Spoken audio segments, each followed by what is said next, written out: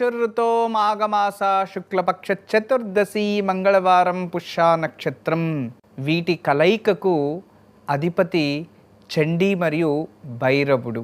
చాలా విశేషమైన రోజు. ఈరోజు మనం మంత్రబలంలో ఓం నమశ్చండికాయై నమః అనే నామాన్ని జపించాలి. అలా ఎవరైతే జపిస్తారో వాళ్ళకి ధైర్యం ప్రాప్తిస్తుంది, సాహస గుణాలు ఏర్పడతాయి, అంతేకాకుండా శత్రు బాధ తగ్గుతుంది. మనల్ని చూసి ఈర్ష్యపడేవారు, చెడు కోరుకునేవారు వాళ్ళకే ఆ ప్రభావం ప్రాప్తించేస్తుంది. అంటే మనకి ఆ చండిక అనే అమ్మవారు మనల్ని అన్ని విధాలుగా రక్షిస్తుంది అని అర్థం. ఇక ఈరోజు మంత్రబలంలో ఓం నమశ్చండికాయై నమః అనే నామాన్ని జపిద్దాం. ఓం నమశ్చండికాయై నమః. ఓం నమశ్చండికాయై నమః. ఓం నమశ్చండికాయై నమః. ఓం నమశ్చండికాయై నమః. మన జీవితంలో ఎవరికైతే ఆత్మబలంతో పాటు భక్తి తోడవుతుందో వాళ్ళ జీవితంలో వాళ్ళకి విజయం ప్రాప్తించినట్టు. ఆత్మబలము గొప్పగా ఉండాలి, దాంతోపాటు భక్తి తోడైతే మీ జీవితంలో అంధకారం అనేది మీకు ఉండదు. మీ ఆత్మబలమంతా ఒకవైపు, మీ శత్రువులంతా 1,000 మంది ఒకవైపు పెట్టిన ఆత్మబలమే గెలుస్తుంది. అంటే ఆత్మానికి అంత శక్తి ఉంటుంది అని. అంటే ఒక దైవశక్తి అంటే ఎంత గొప్పదో ఆత్మశక్తి అనేది కూడా అంత గొప్పది, అంత బలం. అందుకే ఆత్మపూర్వకంగా భక్తితోడైతే దేవతలే భూమికి తిరిగి వస్తారు. అంత గొప్ప శక్తి ఆత్మబలానికి ఉంటుంది. అనగా నేను మీకు ఏం తెలియచేస్తున్నాను అంటే జీవితంలో మూలము వేరు, అంతేకాకుండా నీతి వేరు, సంగతి వేరు.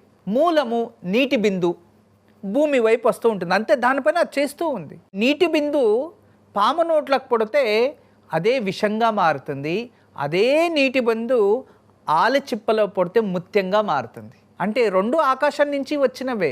ఆ బిందు ఎక్కడ చేరుకుంటే ఎలా పరివర్తిస్తుంది. అలా మీ మంచి మాట, మీ మార్గం, మీరు ఖర్చు పెట్టే డబ్బు, మీరు ఏం చేస్తున్నారు అనేది మీకు అర్థమవ్వాలి.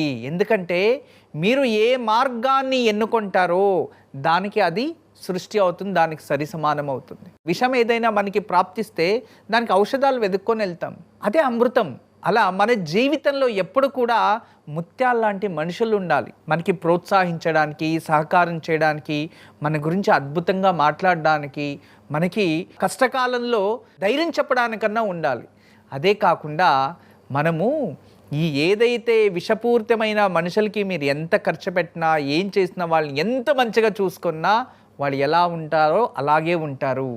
మీ జీవితంలో అందరికీ చెప్తున్నా, అది స్త్రీలు కావచ్చు, పురుషులు కావచ్చు, చిన్నవాళ్ళు కావచ్చు, పెద్దవారు కావచ్చు, మీ స్నేహాలు ఎటువంటివో మీ జీవితం అలా అయిపోతుంది.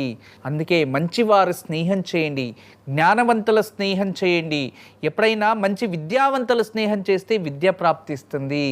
ముత్యాలతో కలిస్తే అదే గౌరవం మీకుంటుంది. చాలామంది అడుగుతూ ఉంటారు, నన్ను ప్రశ్నిస్తూ ఉంటారు, మీరు సనాతన ధర్మాన్ని నమ్ముతారు, ఓకే మంచిది, దేవాలయాలకు వెళ్తారు, పూజిస్తారు, భక్తి మార్గాన్ని ఎన్నుకున్నారు కదా, ఎవరైతే దేవాలయానికి వెళ్ళి స్వామి నాకు మంచి చెయ్యాలి అని భగవంతుడి దగ్గర భిక్షమెత్తుతూ ఉన్నారు, కానీ దేవాలయం బయట భిక్షకులు అలాగే వాళ్ళు భిక్షమెత్తుతూ ఉన్నారు, కానీ వాళ్ళు ఎన్ని సంవత్సరాల నుంచి అక్కడే వండుకొని అలాగే భిక్షకుడిగానే సరిపోతున్నారు, మీరు మాత్రం లోపలికి వెళ్ళి పూజలు చేసి వచ్చేస్తే మీరు జీవితం మారిపోతుందా, ఇది మూఢనమ్మకం కదా అని నన్ను ప్రశ్నించారు. దానికి నేను ఇక్కడ నమ్మకం అనేది అతి ముఖ్యమైనది సార్, నేను ఒక్క ప్రశ్నను అడుగుతాను, దానికి నాకు ఒక మంచి సమాధానం చెప్పండి, మీకు ఇష్టం ఉంటేనే చెప్పండి, లేదు అవసరం లేదు అని చెప్పాను. వాళ్ళ కాస్త నాస్తికతత్వము, సరే గౌరవంతోనే మాట్లాడాలి కాబట్టి మంచిగా మాట్లాడుతూ చక్కగా నవ్వుతూనే అడిగాను, సార్ మీకు తల్లి, తండ్రి, మీ భార్య, పిల్లలు అందరూ ఉన్నారు, దీంట్లో ఎవరు మంచోరు అనిపిస్తుంది సార్ మీకు అంటే, అందరూ మంచోళ్ళే. అవును కదా సార్, మీ భార్య చాలా మంచిది అనుకుంటారు కదా మీరు. అవును అనుకుంటున్నారా, అదే నిజమా సార్ అంటే, అదే నిజం అయ్యుండొచ్చు అన్నాడు. అంటే అదే నిజమని మీరు ఎలా ప్రూవ్ చేయగలరు సార్ అంటే, అది నా నమ్మకం అన్నారు. అంతే సార్, అంటే మీ పిల్లలు మంచివారు, మీ అమ్మా నాన్న మంచివారు, మీ భార్య మంచివారు అనేది మీ నమ్మకం అంతే, మూలతః మీకు తెలీదు. ఎందుకంటే వాళ్ళల్లో ప్రవేశం చేయలేరు ఎవ్వరు. కానీ మీ నమ్మకం మాత్రమే సార్ ఇది సత్యాన్ని చూపించేది. నమ్మని వారు చెడ్డోళ్ళని కూడా మీరు కొందరు నేను నమ్మను వాళ్ళు చెడ్డోళ్ళు అనొచ్చు కదా, మంచోళ్ళు అయినా కొందరు చెడ్డోళ్ళు అయిండొచ్చు సార్. ఇప్పుడు మీ భార్య మీకు మంచిది, మీ అమ్మ నాన్న మీకు మంచిది, కానీ ఇతరులకి వాళ్ళు చెడ్డోళ్ళు అయింటారు కదా సార్ ఏదో ఒక రోజు. అవును, అంటే వాళ్ళ నమ్మకం వాళ్ళది, మీ నమ్మకం మీది. అదే విధానంగానే మా నమ్మకం సార్. మేము భగవంతునికి పూజిస్తే నమ్మకంతో పూజించడం వల్ల ఆ ప్రతిఫలం వస్తుంది సార్. ఇది నమ్మకమే మూలము సార్. ఇక్కడ నమ్మతే భగవంతుడు లేదు, అదే విధానంగా నమ్మతే మంచోళ్ళు లేదు అంతే. వాళ్ళని దృష్టి పట్టి వాళ్ళు ఉంటుంది. కానీ నేను ఒకటి మాత్రం తెలియచేస్తున్నాను సార్, మీరు అడిగిన ప్రశ్నకి, ఎవరైతే దేవాలయం బయట భిక్షాందేహి అంటున్నారో వాళ్ళు లోపల వెళ్ళి ఒకరోజు భగవంతుడా నాకు ఈ వృత్తి వద్దు, నేను కష్టపడతాను, అభివృద్ధి చెందుతాను, నాకు వేరే మార్గం చూపించు అని వాళ్ళు కోరుకుని సార్, ఖచ్చితంగా ఇమ్మీడియట్ వాళ్ళ జీవితం మారుతుంది. కానీ వాళ్ళు ఎప్పుడు దేవాలయంలో వెళ్ళి దేవుడి దగ్గర నాకు ఈరోజు భిక్షం అధికంగా కావాలి అని కోరుకుంటారు, కానీ నాకు వేరే వృత్తి కావాలి అని వాళ్ళు కోరుకోరు సార్. వాళ్ళల్లో మార్పు వస్తే అప్పుడు జీవితం మారుతుంది, వాళ్ళల్లో మార్పు రాకపోతే జీవితం మారదు.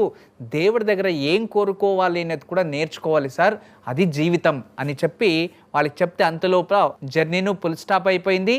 తర్వాత వాళ్ళొక దిశ మేమొక దిశ వెళ్ళిపోయాం. ఈరోజు చెప్పిన మంచి మాట, ఈ కథలో ఉన్న అర్థం ఒకటే, జీవితంలో మీ జీవితం మీ చేతుల్లోనే ఉంటుంది. మనం ఎటువైపు ప్రయాణం చేస్తామో అదే మన జీవితం అయి ఉంటుంది. గుర్తుంచుకోండి, ఒక చెట్టు అందంగా అద్భుతంగా ఎదగాలి అంటే దాని చుట్టూ ఉన్న రెమ్మల్ని కట్ చేస్తే ఆ చెట్టు ఎత్తరంగా ఎదుగుతుంది, ప్రకృతికి కూడా చాలా అందంగా కనబడుతుంది.